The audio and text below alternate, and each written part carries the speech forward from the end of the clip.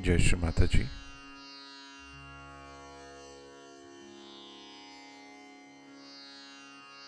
A very good morning to everyone. Let us all bow down to Shri Mataji, raise our Mother Kundalini and put Bandhan.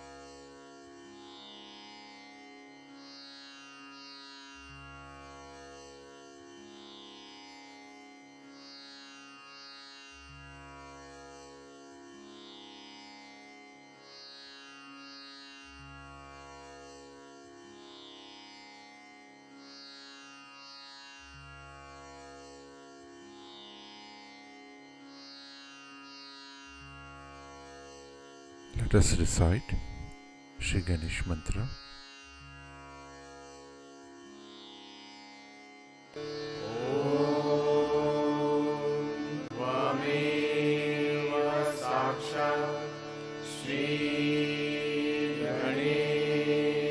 साक्षात् श्री आदिशक्ति माताजी श्री निर्मला देवी नमो नमः।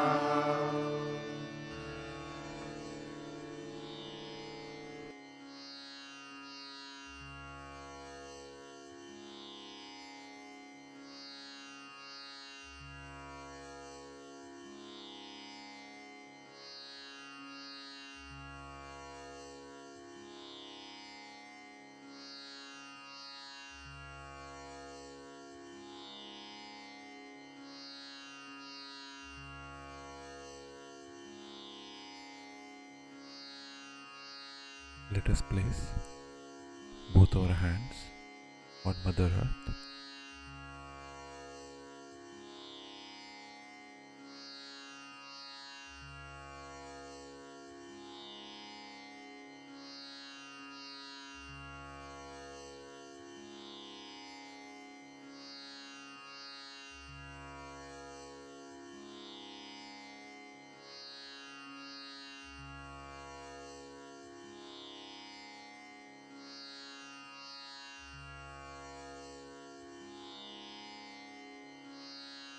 Shri Mataji,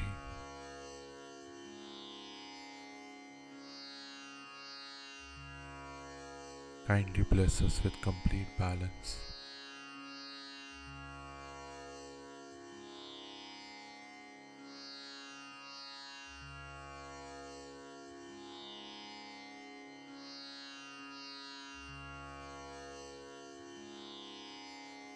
Shri Mataji,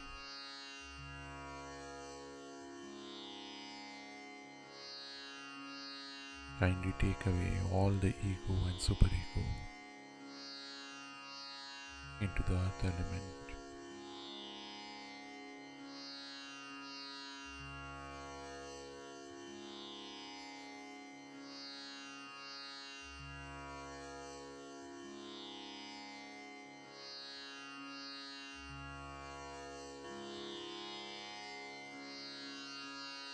Shri Mataji,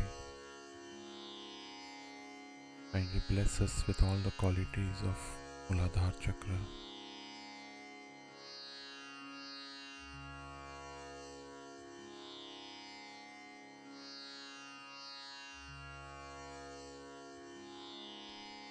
Let us bring our attention on our Sahasrara and both our hands in our lap.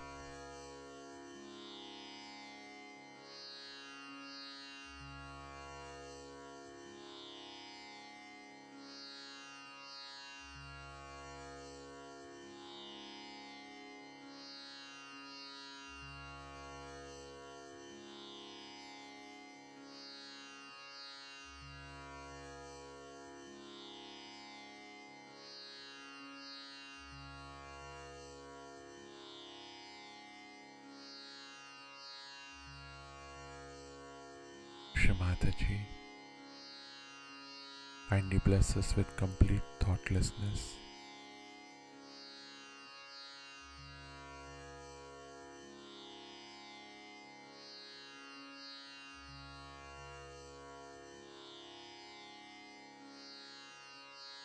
And in this state, let us listen to Shri Mataji's speech.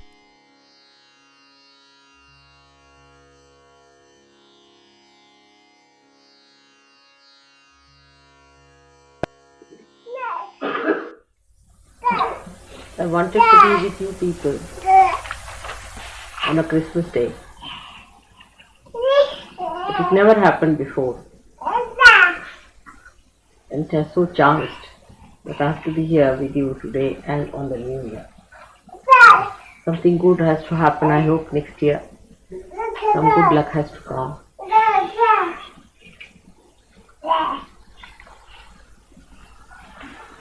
Life's work was very unique. The whole thing was a very unique thing. Was planned in such a manner that he was to be born in a place. It was very humble, because he came to teach us humility. The word teaching in the English language means telling about it, talking about it. But when I say teach, I mean create, to activate within us humility. Actually, he came on this earth, first of all, to create a space within us at the Agya Chakra by removing the hurdles of the ego.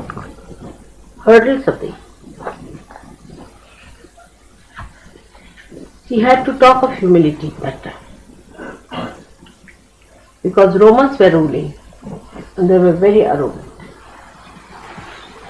very crude,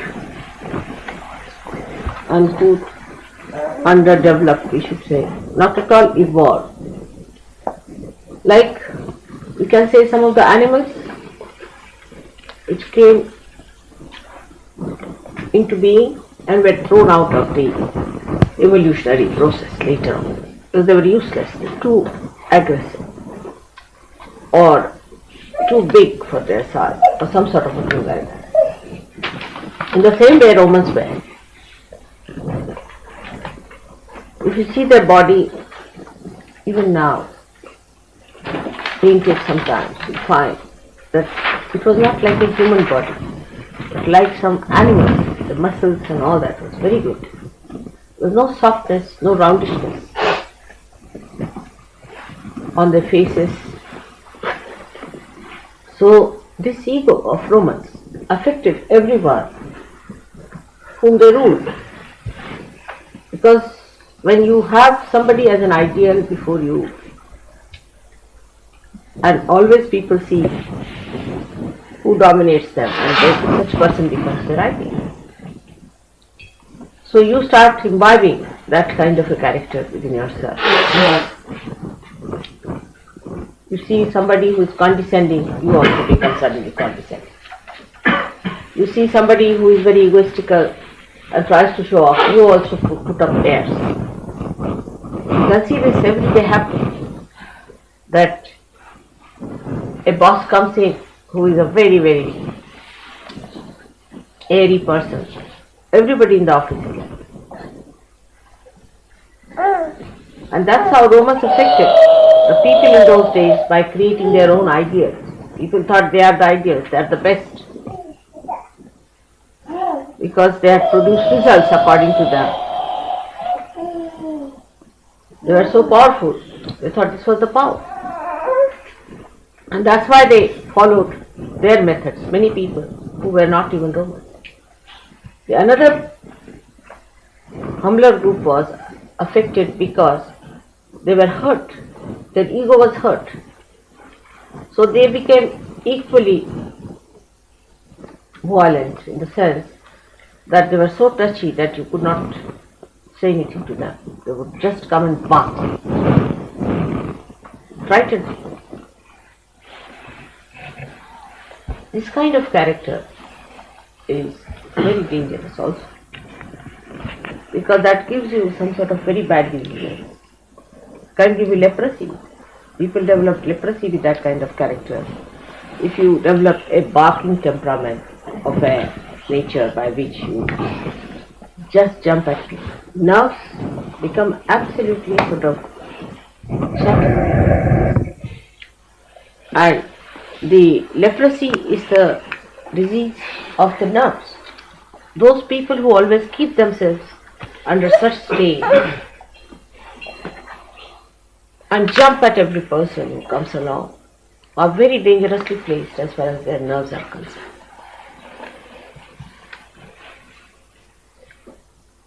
And then a horrible type of virus, you know that, which creates leprosy, attacks these nerves, can attack, because they are very vulnerable, this kind of people who jump at others.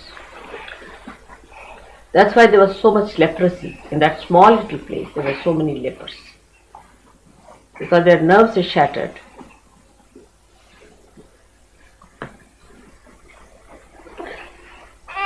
In those circumstances, Christ was born. But he was not only born just for Romans or for anyone, but he was born for the whole world.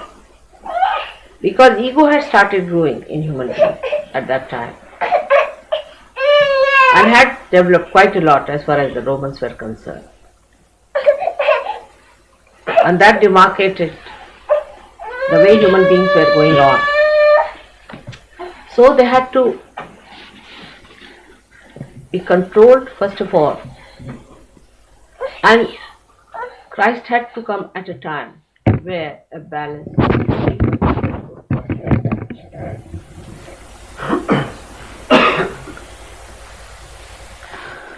So the first thing that was said about Christ throughout in all this music and songs you have heard now is that peace on earth. He came to create peace on earth. That's only possible when you are in balance. First of all. Secondly, when you are realized.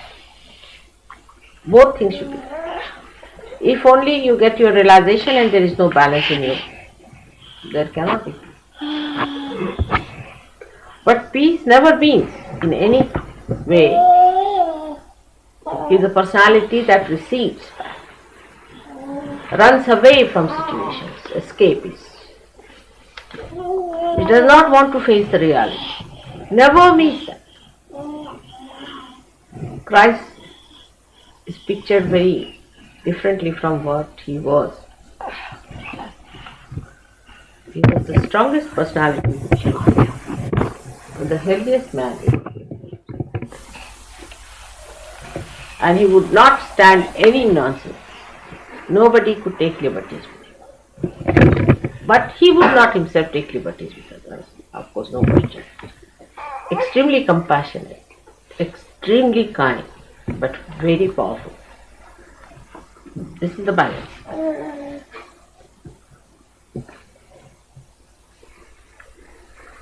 So he came on this earth to create peace within our minds. On this earth there is no peace. Why? What's wrong? It's only the human beings are wrong. Where is peace? Within yourself. Who is violent? Human beings are violent to each other. Ego developed subtler ways and subtler ways. Then provocative ways started coming up also from the super ego. Sly methods from the super ego. The conflict started. And at that time, to overcome that conflict, the best thing was to create a space in Agya, in the center, in thoughtless awareness. That's how Christ had to come on this earth. The birth is very, very symbolic.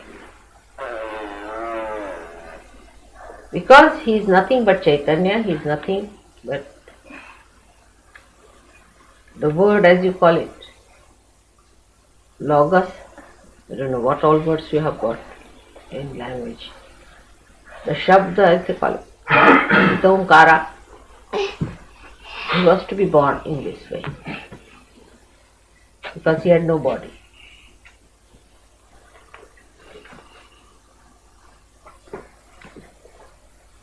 And the subtlest of subtle he had to be. Because the work was very subtle, sukshma. That's why he was born like that. It's very poetic to see him lying down in a manger for people. But look at it. The king of heaven should. So now she herself understands.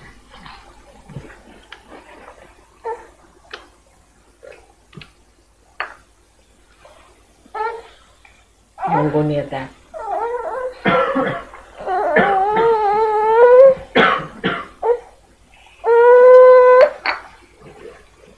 So the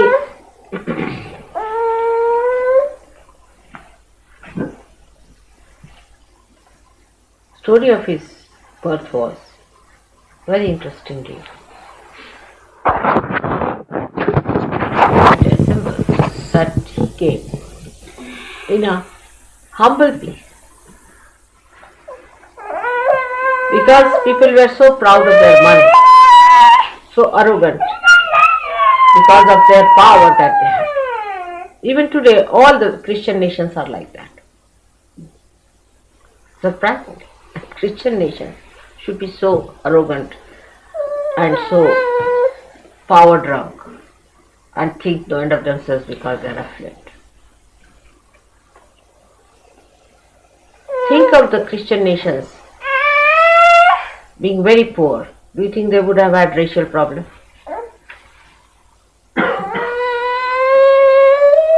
They don't have racial problems with Arabs. Not at all. As simple as that. No problem with Arabs. They have no race. Arabs have no race. They have money. Money race. Those people who hanker after money are only bowing down to money. They have no respect for anything else but for money.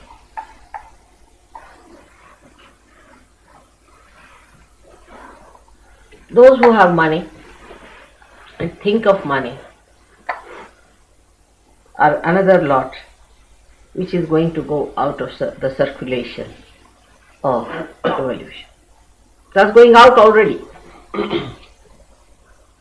The second lot is the one which was like Romans. They had a fall, they all finished because they were power drunk.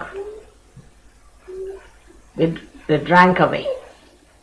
Their civilization completely finished off and they are out. You see in Portugal, you will be amazed. It's happening there. The ego of Portuguese was so great, you can't believe that country is a desolate country. There's nothing now. Huge big buildings which you see, and you know they must have been rich once upon a time. And there's nothing left with them except for their antique shops which are never open. This kind of an ego is again revived. And that revival came up, imagine, in the name of Christ. Imagine. They purchased people to be converted as Christians. They gave them money. It's all money propositions, money enterprise going on.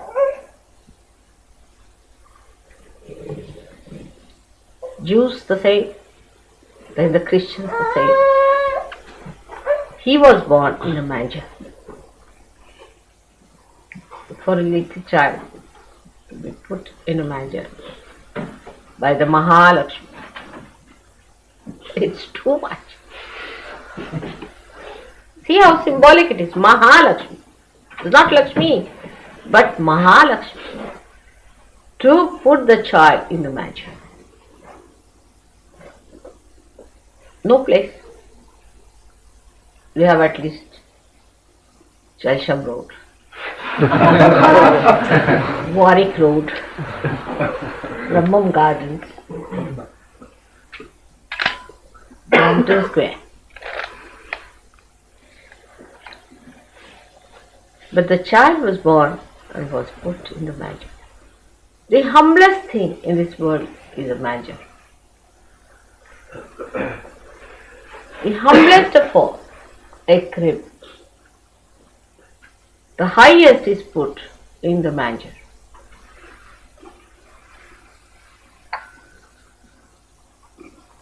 So, what do? We think we should also sleep in the manger. We become like Christ. There are people who believe in such nonsensical things. They think that, you see, if they have all the money, they drink, they do all kinds of things, you see. I met one man one day who was all drunk, lying near a church, saying, I am Christ, I am Christ. He must have got this idea that he is lying there because he is very humble. This kind of ridiculous caricature of the whole beautiful symbol is followed everywhere.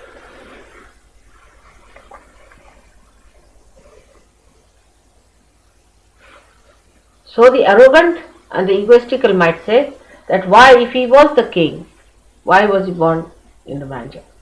Why was he kept in the manger? Everybody will have their own concept. Even there are people in India who are stupid people, not wise, who say that we must have done lots of bad karmas to be born like that. Because to them, karmas give you more money. Means God is not so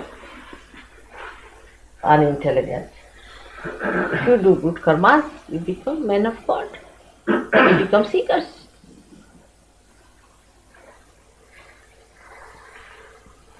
You get the blessings of God by your good karma. You become religious people, not moneyed people who can go to pubs and waste their lives. This is the idea they have got, that by doing good karmas you become rich and become even worse for next life. Some people may believe like that. But he never did any karmas. He was in a karma himself. So no question of his punishment and all that, it was just a drama. But very symbolic it is. Now see, a little child put in the manger, no comfort. Can there be a comfort in a manger? Think like that. All the Christian nations are after their comforts. Aren't we? What we think is not comfortable, it should be comfortable. Christians should never seek comfort. That is one of the messages of Christ's birth.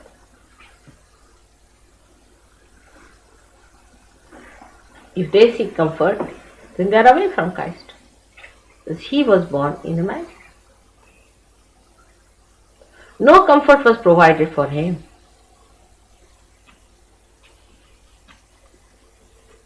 But that doesn't mean that you should assume some sort of a funny habitation.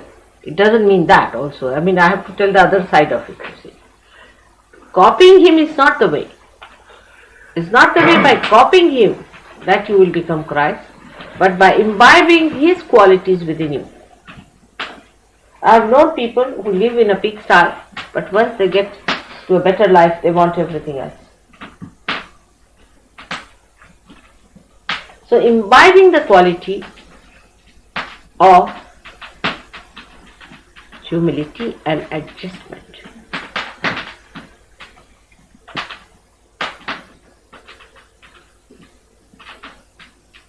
Humility and adjustment.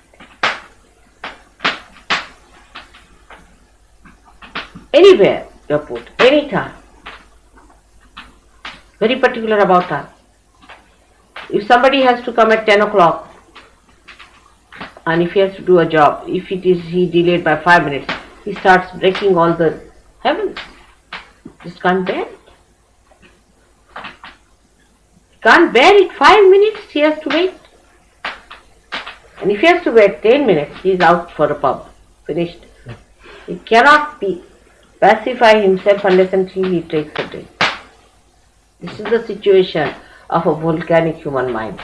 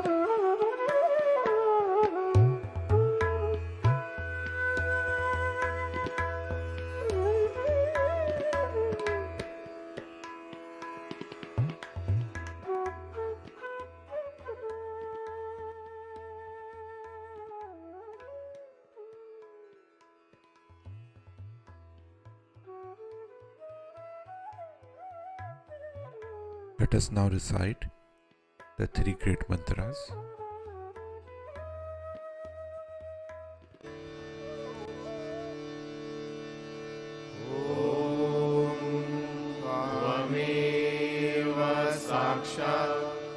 Shri Mahalakshmi Mahasaraswati Mahakali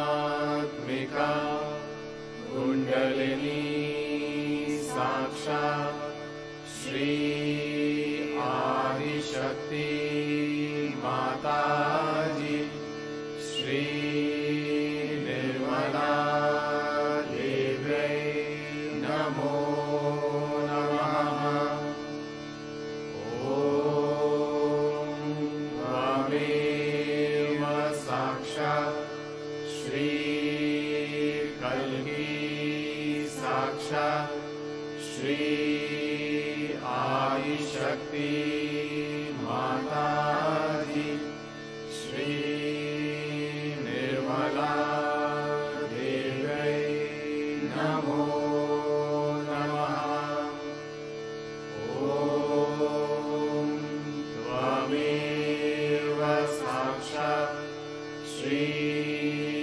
Kalki Sakshat Shri Sahasar Swamini Moksha Pradayini Mataji Shri Nirmala Devai Namo Namaha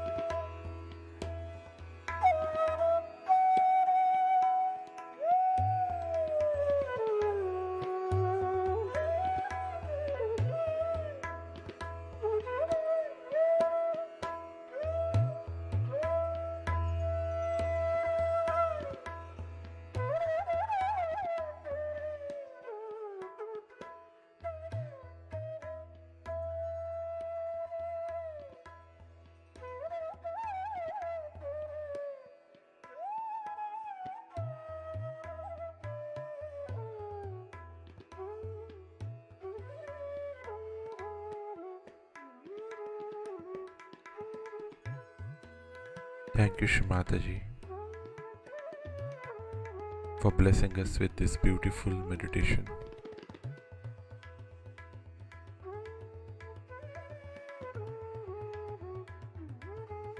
Let us all bow down to Shri Mataji, raise our Mother Kundalini and put Bandhan.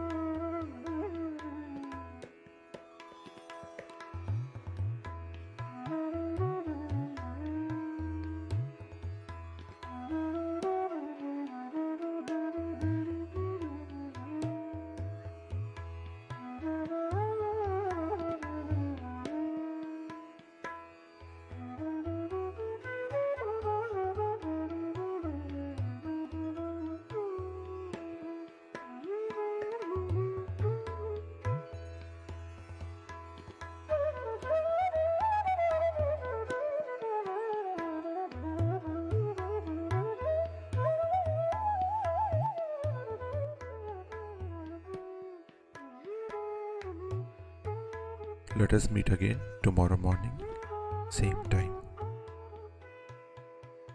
Jai Shri Mataji.